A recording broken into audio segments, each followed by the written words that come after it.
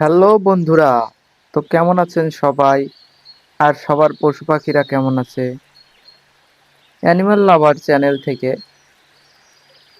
আমি এবং আমার পশু পাখিরা সবাই ভালো আছি। আজকে নতুন পশু পাখি পালকদের বিভিন্ন সমস্যা নিয়ে আলোচনা করব। প্রথমেই চলে আসে পাখি কেনার বিষয়ে এবং সেগুলো রাখার বিষয়ে। নতুন পশু পাখি পালকদের জন্য এগুলো খুবই ঝামেলার হয়ে থাকে, কেননা তাদের পূর্ব কোনো অভিজ্ঞতা থাকে না, দাম সম্পর্কে অনুমান থাকে না, খাবার সম্পর্কে অনুমান থাকে না, রাখার পরিবেশ সম্পর্কে কোনো অনুমান থাকে না, মূলত কোনো কিছু নিয়েই কোনো অনুমান থাকে না। সেই জন্য আজকের ভিডিওতে ছোট্ট করে তোমাদের একটা অনুমান দেওয়ার চেষ্টা করব।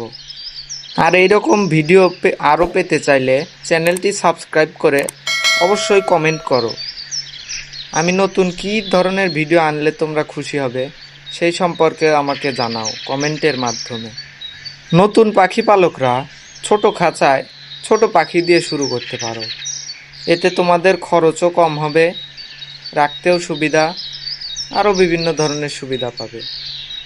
পাখি ক্রয় করতে সুবিধা।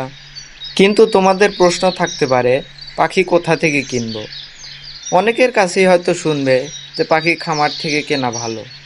এটা আমি অস্বীকার করি না, পাখি অবশ্যই খামার থেকে কেনা ভালো। কিন্তু যখন নতুন খামারি পাখি খামার থেকে কিনতে যায় তখন অনেক টাকা লাগে। উল্টো দিকে আবার দোকান থেকে কিনলে পাখি কেনার খরচা অনেক কম হয়ে যায়। যেমন লাভবার্ড পাখি যদি কোনো ব্রিডারের কাছ থেকে কেনো তবে 4-4.5 হাজার টাকা লাগবে, আর যদি দোকান থেকে কেনো তবে 3,000 টাকার মধ্যেই হয়ে যাবে। এখন বুঝতেই পারছো, এইভাবেই দোকানিরা লাভ করে, আবার ব্রিডাররাও লাভ করে। কিন্তু নতুন খামারিদের জন্য কম দামে ভালো পাখি খুব অল্প কিছু জায়গাতেই পাওয়া যায়। সেরকম একটি মার্কেট প্লেস হচ্ছে তোমাদের এই প্রিয় অ্যানিমালস লাভার চ্যানেল। তাই এই চ্যানেলের সঙ্গে থাকো, নতুন নতুন আপডেট পেতে থাকবে পশু পাখি সম্পর্কে। তাদের খাবার, অসুখ, সকল বিষয়ে তোমরা ধীরে ধীরে জানতে পারবে।